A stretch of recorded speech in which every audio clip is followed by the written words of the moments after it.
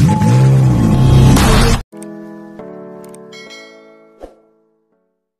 what's up? Welcome to my channel, Automatic Works. So, nandito naman po tayo mga sir para magbigay tayo ng konting tips and idea sa mga customer na nangangailangan ng mga pyesa online at physical store. Meron po tayong nire-recommend. Pwede nyo puntahan ito sa Lazada, pwede nyo tingnan. At meron din silang physical store na nasa Kutkot, Pampanga.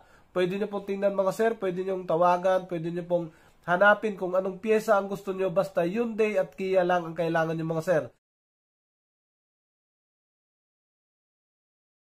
Yon, Automatic Works, mayroon na naman tayong customer. Hyundai Tucson na naman, nagpapalit ng fuel pump na brand new.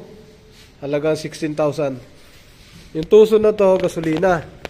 2.0. Ayan, 2.0 ang makina. Nakaduk, ayan, 2.0. Ayan, yan ang makina niya. So, ang problema ni sir, kaya daw sila nagpalit ng fuel pump dahil hindi daw gumagana ang floater. Okay, tama naman. Hindi gumagana ang floater. Nagpalit pa na isang coil na sa bagay Yura. Ito, isa din to sa binablog natin na coil. Sa maker to ng din, Yura. Yura din yan. Yan. Goods yan. So, ibig sabihin, nagamit kasi lang matagal na to. Ito ay dati na rin natin ginawa doon sa electronics. Tapos ngayon, nagka-problema sila. Matagal na, taon. Nagka-problema sila sa fuel pump dahil walang floater.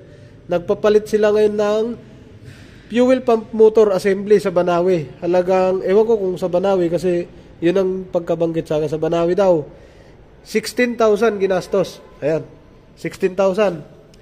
Pag uwi, kinabukasan, hindi na umandar. Okay. So, tingnan natin kung tama nga yung Ito yung fuel pump na stock. Asan na ba yun? Yan. Pinalitan. Yan yung stock. Yun. Stock motor, stock pump, AC. Ito yung floater nasira kaya nawala ang gauge kaya sila nagpalit. Ngayon pinalitan naman nga, tama, doon sa Banawi pinalitan. Buksan natin dyan mamaya, paandarin muna natin. Kasi wala siyang fault code. Ito, paandarin natin, start. Hingalo, dapat puputo kayo na, karag-karag na. Ayun na, hirap na. Rev natin. May power, bumagsak. Isa pa. Pagka ito kasi pinatakbo, mga 3 kilometers lang daw, namamatay na. Hirap na siyang paandarin. Ayun na. Kusang bumabagsak yung yung kanyang RPM. Alam naman natin, pag RPM ay naghihingalo, matindi niyan, pwede talaga fuel pump ang tama. Ayan, rev ulit natin. Ayan na, pababa na ng pababa. Ayun. Ayan na. Go, gumagano na. Ayan na. Parang gumagaralgal.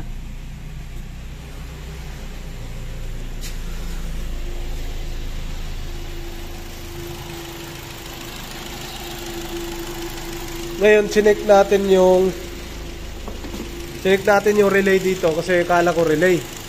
Kasi maayos ang fuel pump naman pagka magkabit. Yan yung fuel pump relay niya, yung pinakadulo. Yun, yung pinakadulo dun. Yun.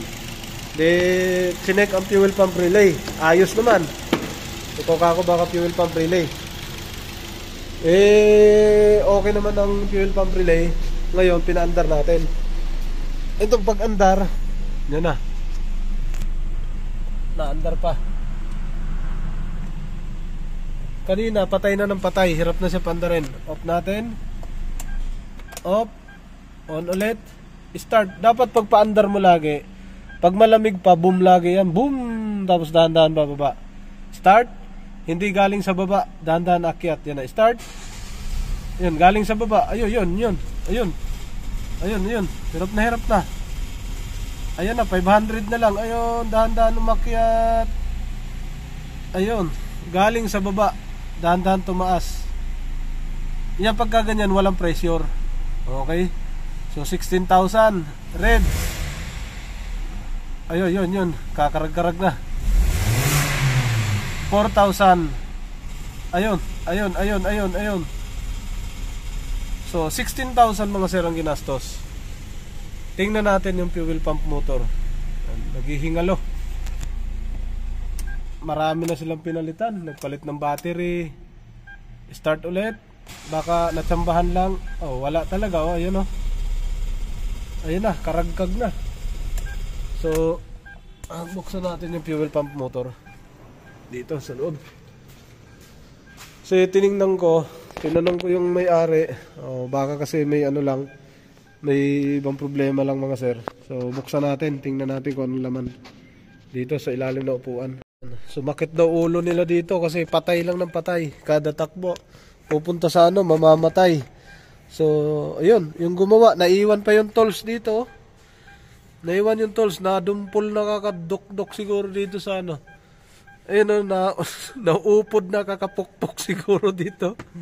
Ay, mabira, naiwan yung tools. Kapangit-pangit na tools ah. Kunin natin yung tools kung maganda. Yan, tanggalin natin to. Nakikita natin dito yan sa loob. Naiwan. So, naglaho ang 16,000. Pinalitan yung fuel pump kasi ang floater sira, ayaw magbasa ng gauge. Ang nangyari, hindi natuloy umandar. Namamatay-matay na daw sila hanggang hindi na, nahirapan na talaga silang gumamit. Ito ay binalik-balikan na daw to ng gumawa. So 2 beses kaya nagsumuko na siguro siya kakabalik. Sa bagay, yung diskarte nila kasi pag bumalik-balik ka di maayos para manawa ka na lang pagtawag sa kanya. Wala na rin yung idea kung ano nangyari. So ayun na. Ito na siya oh. Aha, malinis nga oh. Ay, hindi nga ito ang orig. Walang butas na ganito. Ang orig na pang ganitong sasakyan, ganitong tuson, ayun oh, wasak-wasak oh. Oh, bungi-bungi. Hindi ito. Yung mga tuson na 2010, hindi ganyan. Walang bilog dito. Ang meron dito, ganyan oh. Yan, ganyan ang orig. Ito, yung tusukan lang yan ng hose. Tapos sa wire. Yan ang pang tuson na 2012 hanggang 14. Ito, hindi ko alam kung anong tuson to. Ay, nangabali na oh. Yung lock, tanggal na. Oh, tanggal na yung lock. Ito, hilahin natin to. Ito malakas pressure to, siyempre, kasi may pressure to. Ipit, dahan-dahan hila. Oh, yun, may pressure, oh. Oh, may pressure. May pressure siya, pero wala siyang balik, oh. Wala. Walang balik. Dapat marami pa to. Maraming tatagas dito. Mag-ano pa yan, babanaw pa yan dyan. Wala na, oh. Ang pressure na, nandito lang. Dito, meron tong back pressure, galing doon sa pressure, sa fuel rail. Kasi puno yun eh. Walang singaw. Dito dapat babalik yan. So wala. Kita na kaagad. Tapos buksan natin to. Yan. Tingnan natin kung anong fuel pump nakalagay dyan. Ano kayong ginamit nilang fuel pump dyan. Pambihira talaga. Makabenta lang. 16,000. Hindi nagamit. Ito yung kinabit. Ayan o. Yan. Kinabit nila yan o. Puting-puti. Tingnan nyo maigi yung yung kinabit na Dito ako nagtaka eh. Bakit ganyan yung hose? Walang yang yun. Nawala na yun lang Back natin yan Bakit ganyan yung hose? Conversion. Ayun May hose ng gasol. Pambira hose ng gasol nilagyan ng clamp. Dalawa, hindi pwede yan dahil naputol na dyan sa ibabaw yung kulay itim, yung dugtong. Kinonvert nila pa ilalim. Pwede yan, pero saglit lang yan kasi sasabog yan eh. Mauubos ang pressure niyan. Oh, 16 mil, lusaw na. Tapos na siya.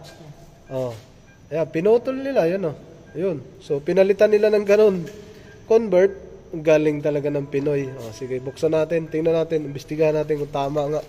O saan nangyari. Kasi hindi na umandar eh. Hirap na. Ito na. Imbestigahan na natin. Tingnan natin ano nangyari dito. Yan. Sige, kahit dito lang. Hawakan mo lang Kasi andito yung filter sa gilid na ito eh. Yan na. Aguroy. Ay sus, binago. Kinonvert na naman ulit. Aha, nakadaming convert na talaga to si boss. Kagaling. Ang huling ginawa kong ganito, Hyundai Genesis. Kinonvert ng ganito. Sumabog. Umuwi ang may-ari. Sabi niya, boss, pagkatapos ko ginawa, hindi na umandar. Nagtaka ako bakit pag imbestiga namin, sumabog, kinonvert pala ng mekaniko. Ayan nilagyan ng hose na ano, yan. Yan, ganyan. Sumasabog yan eh. Umiinit to.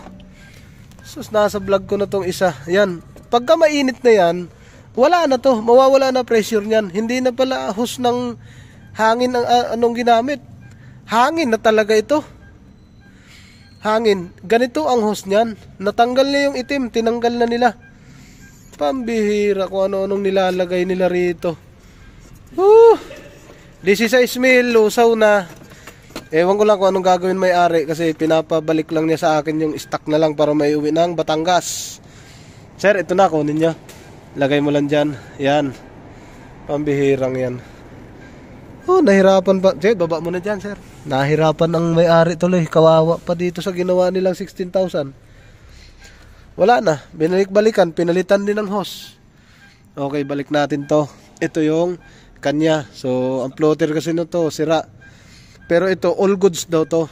Floater lang naman. So, kasana natin. So, ganyan talaga. Madumi talaga gawa ng ano siya. Stock. Ayusin natin. Medyo may tama ang ibabaw dito sa socket. Tingnan natin. Okay. So, yan ang stock ng Hyundai Tucson na 2010, 11, 12, 13, 14. Yan, isang ganito lang. Tapos sa gilid may ganyan. Yan. Hawakan to ng lock eh. Kung may return, ganyan. Diyan nakaipit. Nakaipit dapat yung hose dyan. Tapos ito lang yung papuntang fuel. Yung kasi sa kanya, dalawa. May fuel na, may return pa. Ayan. Kabit natin to. Yo mga sir, ito na. Napalitan na natin. Pambihira. Ayan. Binalik natin yung luma. Tapos, saksak natin to. Tapos pa-on natin yung susi. Pag on ang susi, maririnig dapat natin umugong na malakas to.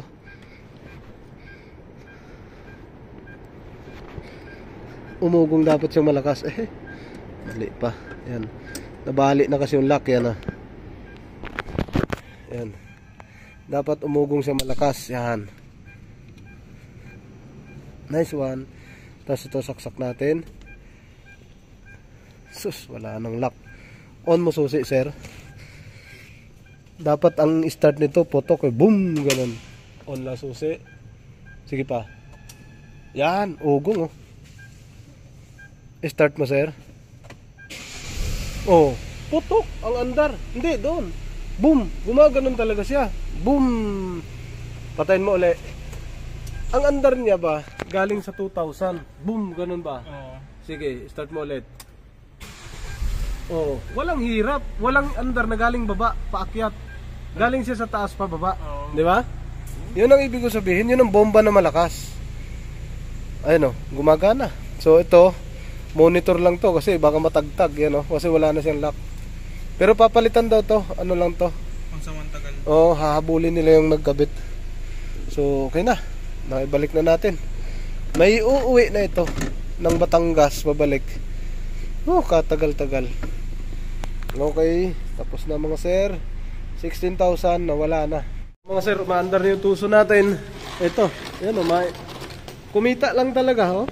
Bago nga, bago. Sa Lazada, wala talagang ka-brand-brand talaga. Wala, siguro nasa 4.5 to pag binili. Walang ka-brand-brand, dapat may sticker to dito sa ibabaw. Tapos dalawa siya dapat isa lang. Tapos yung isa ganun, nakaganyan. Pagkatigas. Hindi mo maitusok yan. Kasi nakatuwid na yung ibabaw. Paano may tusok yan? Pag tinusok mo, sasabog yan ang hose. Mawawala ang pressure kasi sa init ng gasolina, katagalan takbo, sobrang init. Sobrang init, lalambot to. Tingnan mo, ang lambot to. Kahit pigain mo, wala pang pressure yan, wala pang gasolina, wala pang init, ang lambot na. Yung hose na to, ay hindi mo kaya mapiga yan Ito yung pressure. Ayun sinira na nila hindi mo kaya mapiga yan. Ito, ay sus, napakalambot. Yan, so wag kayong magpaloko mga sir. Wag kayong magpaloko sa mga Hyundai Tucson nyo na ganito ikakabit. Sablay na sablay to. Yan, conversion. Kahit anong sakyan siguro, basta iba ganun din. Basta ganito, may hose na ganyan, huwag kayo magpaloko. So, sayang ang pera, 16,000 naglaho. So, ito lang kasi, ang gas nito, ayan. Nagbiblink kasi wala siyang floater. Ayan, smooth na smooth ang idling, rev.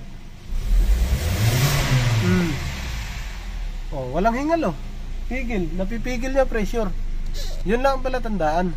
Yan, yun lang palatandaan. Isa pa. 4,000. Oh, pressure, pigil. Oh, pigil niya. Oh. Oh. Wala man lang kahirap-hirap. Oh, napaka-smooth. Kahit pabuksan natin ang aircon. Kahit magbukas tayo ng aircon yan. Oh. Oh, wag na kayo magpaloko. Yan oh, walang kagalaw-galaw.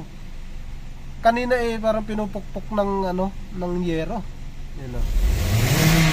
Pagbagsak, parang pinupukpok ng yero. Oh, napaka-smooth.